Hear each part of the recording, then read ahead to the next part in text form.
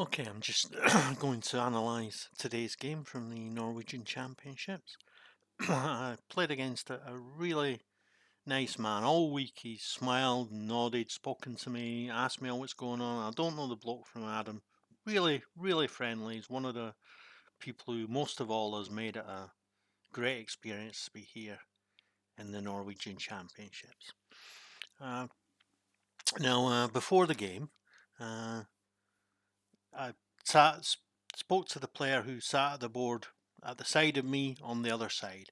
We had a good chat, and he said he'd played in the same tournament, the Landsturnering, as it's called, the Norwegian Championships. It was the 41st time he'd played, and he's played mostly in the over 50B, the class I was playing in. And he was talking about how good it was, and he said VN Higgly Yang, which means we're a polite, friendly, pleasant, however you want to translate it, bunch. And I said to him, yeah, and Higgly Yang me Ulver, wolves, and that got a good laugh. So, what would it be today? Would I be friendly with the man who's shown me so much kindness through the tournament, or would I be a wolf? Let's find out. So, my opponent, Toralv, before he started, he said, I'm excited to see what you're going to play. I said, so am I, because I don't know. But of course, you know, and I know I was going to play e4. So I played e4. He was surprised by this. I don't know why. I think when he'd looked at my games during the week, there had been some wild adventures on the board, and he thought maybe I'd just played crazy stuff. He'd looked particularly at the English game where I played the William Grave Gambit, and I've said about that. Anyway, I played e4. He played c6, Caro-Kann. I played d4. He played d5. Was I daring enough to play the Goering Gambit again? Played knight to c3. He took. I took back. One of the reasons why I played the Goering Gambit last Saturday in the first round was that I had decided before I came to Bergen that I was going to play a brilliant attacking game in the Norwegian Championships. That was maybe a bit dumb, but I'd made that decision, so I went to try and create a brilliant attacking game. Of course, it didn't happen. You can't force such things to happen. But then when I played the other day, Tuesday, I played a brilliant attacking game, the Sicilian game. Fantastic. I was really, really pleased with that. And then I thought, well, I don't need to push it now. I can just relax, play good chess, and see what happens, which is what I done yesterday. We saw what happened, and I thought, okay, I'm just gonna play good chess here, see what happens. And he played a knight to f6 book move, and I played knight to g3. A little. I'm just gonna switch off the analysis. A little bit unusual, but it's not a bad move at all. And now he touched his e pawn, and then he had to move it, and he picked it up and looked, you know, he didn't know what to do, and he waved in the air with his pawn a bit. And that's something I always say to the juniors: don't pick up your piece and wave it in the air. Decide what you're going to do before you take the pawn. Touch it, move it, be very decisive. It creates a good impression. But he waved around with the pawn. He didn't know what to do. Really, d5 isn't a good move, so he's forced to play d6 and close off his bishop. Doesn't make such a big difference to the evaluation. So I played c3 to support the pawn, and he played c5. I think this is already a bit, bold. But I defend it with the knight, and he comes with a bishop, and I think, oh, that can't be right. I'm just going to take him. When he takes back, I'm going to take his queen. So I'm going to take on c5 with the pawn on d4, and when he takes with the bishop, then the queen sees the queen, and I'm going to take. He's going to take with a king. I'm going to pin the knight, and then I'm going to castle long and say check at the same time. And I think I've got a decent position. And yeah, so I take the pawn. And my opponent looked at this and must have thought, yeah, I'm just giving him a decent position for nothing there. So he retreated to e7, but then he's just given me a free pawn. And great, I'll take that free pawn. So I don't hesitate in defending the pawn. And he plays knight to d5, so he's now moved 2 pieces twice in the opening whilst I've developed. So he's given me, it's not just that I've got an extra pawn, he's given me a lead in development, and you know, don't need to ask me twice. So yeah, the plan was to just defend the bishop with the queen and then play the rook, but I realised that actually I can do it another way. I can say check first with the queen, and I think if he'd played the bishop here, I would have played bishop to if he'd played bishop to d7, I would have played bishop to b5 to keep that threat up, and yeah, we would have seen what it would have been there. But he played instead knight to c6. Great. Then now I had to, I thought for a minute. So this was the first use of time. So after I'd played this move, I'd used 1 minute minus the 10 moves, 30 seconds a move, 5 minutes extra. So I'd used 6 minutes up to this point. So I had to decide: do I want to castle? Do I want to play rook to d1? I decided I wanted to play rook to d1. I'll just see the analysis, see what the machine thinks. Rook to d1 is good. It thinks that castling was best. Yeah, well, okay. But I played rook to d1 anyway, after a minute's thought. And I like it. I like the pin on that knight, you know. Great. You know, so I've got a lead in development, I've got an extra pawn, and I've got a pin on his centralised knight. Can't complain about that. So he plays bishop to d7, so that he's now threatening to take the knight on e4. On e3, sorry. So I come to d4 with my queen to support it, and he takes, and I take back. It's great. I'm happy. And now he plays queen to a5 to threaten the a pawn. I thought actually just take the a pawn. Please do take the a pawn, because you know then I'm going to be winning control of the a file and possibly even the queen. Chances of getting the queen trapped. So he played queen to a2, or queen to a5, sorry, and I played knight to e4. And I've got a couple of thoughts in mind. I'm going to bring the bishop to d3.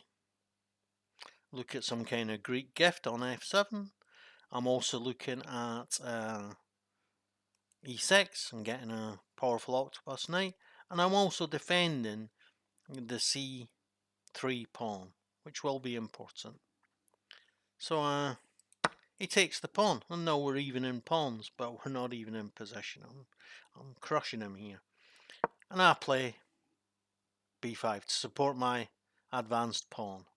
And his queen is in danger of getting trapped. He played rook to d8, reasonable enough. And I played, as I've mentioned, bishop to e6, d3 to sight in on the e7 square. And if he castles, no, I'm probably just going in for some kind of Greek gift here, really. So he played a5 to try and disturb that formation on the queen side. Fair enough. I push the pawn. He's nowhere to go with his knight except for b8 or a8. b8 or a7. He goes to b8. And I think to myself, well, you know, that knight hasn't got any moves at the minute. Can't go to d7. Can't go to a6 I'll take it, can't go to c6 I'll take it. Fantastic. So, I've got 3 pieces out, he's got 2 not very well developed pieces, and his queen's in real trouble. If I get castled and play rook to a1, I'm going to be winning the queen. So, yeah, going fantastic. So I played c4. Does 2 things. Stops the queen from coming to d5 and getting out of the mess. It supports the pawn. But actually, it would have been better to play knight to d5. E5, sorry. Knight to e5 and support the pawn. Support the... yeah. So that the queen hasn't got any kind of escape. But I didn't think of that. So I played c4. And he tries to get the queen out of the way. And I castled. And again, I might have well have been better playing knight to d4 in this instance for cutting off the queen. And he played f5. Great. He knows his queen's about to be lost. He's thinking, he said after the game, and he was thinking, I'm going to play rook to d1. And then he's got nowhere for his queen. He's got no square for his queen. Well, he can go to a3, then I go rook to a1, then he comes back to b2, and then I go the other rook to b1, and he also got to give up his queen for a rook. So he was thinking to himself, okay, so I get the rook, then I can get the knight afterwards, and I get a rook and a knight for a queen, and I get a pawn. So I would have had queen and pawn, 10 points for his rook and knight, 8 points. But he thought that was the best he could do. But I don't do that. Use my other idea, knight to d6 check. Now the computer thinks that this is plus almost 4. It thinks that playing rook to b1 is plus 4.2. So yeah, I would have been doing fine with either move. This is the one I chose. So far, so good. And now he gets to castle. And I come in with the knight, both to cut off the queen and to threaten the knight on d7. And he plays queen, a good move really, queen, because he's now threatening the pawn on d6. So now I begin to play a little bit badly. And I took the rook, I took the knight, bishop, get it right in the end. I took the bishop, he takes back with the knight, and I say check.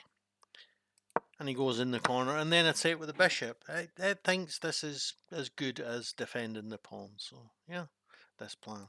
So then he comes to e7, at e8 with the rook, and really it's saying I should play queen to d5 to support the pawn, and eventually, slowly but surely, get their pawn advanced, and one of these 3 pawns is going to become a queen, which is a good plan. But I thought, well, yeah, I don't like that he can then, if I play queen to d5, he can then play either knight to f6 or knight to b6 and threaten the queen. I didn't like it. I think I would be getting myself tied in knots, but I get myself tied in knots anyway. So I play queen to f7, which is a good move. And he plays rook to f7. And great, I've got queen to h5, threatening mate, defending the bishop. He can't block with the pawn because I just take it and the pawn's pinned. So he's forced to play knight to f6. And now I'm going to lose one of my pawns. But I play queen to g5 so that I can come to c3 or d2 or wherever, depending on which pawn he takes. And he takes the pawn on c4. And I attack his queen. And I think he wanted to keep attacking the pawn with his queen, but I think he might have been better just retreating to, I don't know. I don't know. Maybe b3. I don't know. Don't know actually. Probably doesn't have such a good move there. And I play the rook to attack the queen, and he takes the pawn. And so now we're 4 pawns each. And yeah, it's not looking too great. And I can't move the bishop anywhere because he's got the old queen takes rook, rook takes queen, rook takes rook, check, trick to get me back ranked. So I play to e2 to save the queen, save the rook. And he plays rook to queen to c7, and he offers me a draw here. And looking at the engine evaluation, it looks like a draw. He said what he said to me was, "You're not supposed to speak, but it's the over 50s, the higgly yang. Nobody's bothered about that." He said, "I think we've both played so badly here that maybe we should just take a draw." I said, "No thanks, but I agree with you. We had played so badly, but yeah, you know, I'm playing to win. If it means risking losing, it means risking losing. I'm not giving him a draw." So there wasn't a draw, but he rightly pointed out that it's probably drawish here, and it is a very even score. But I play rook to c1, and he plays queen to c7, and I think, wait a minute, b8, so I think, wait a minute, he's boxing his queen in there. So I play b6 and attack the pawn on a5. I'm threatening to go a pawn up, and his queen's trapped in the corner, and it looks like I might well be getting rook to c7, bishop to f3, and suddenly I'm in business again. According to the computer, there is a defense here, but okay, I didn't see that there was. And now he threatens my queen, and at the same time he threatens the pawn on f2. But the computer thinks this is a big mistake, and I think it's a big mistake as well. He maybe should have just shuffled backwards and forwards. He talked afterwards about playing rook to d7 then instead of the knight, so that this idea works better. But I have some tactics here. So I play queen to h4. She does a couple of things. It defends the pawn, and it gives me some tactical ideas. I was thinking that I'm going to be able to play bishop to d3, but of course I'm not. It's covered by the rook and the bishop. So he takes the pawn, but I come into c7, and now I own the 7th rank, and he's in trouble. He didn't realise, and he played rook to d8, to stop me coming in with queen to rook to e8, to stop me coming in with queen to e7 and threatening mate on g6. But I threatened mate anyway with queen to g5. For some reason, the computer says that queen to g3 is better.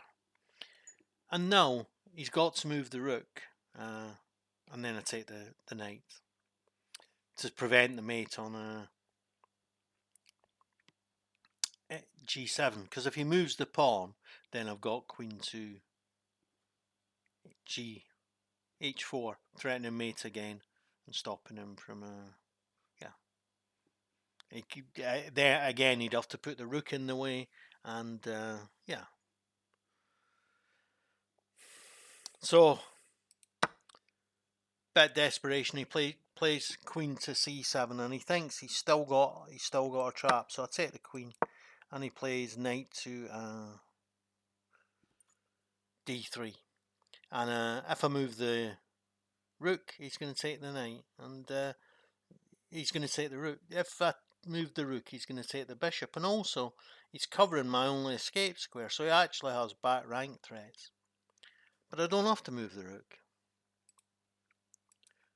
I get a new queen. And so he thinks to himself, okay, I'm going to take the rook, and I've still got those kind of threats, maybe I'll miss it. And he takes the rook, but I play queen to c7. Why I didn't take the pawn, I don't know.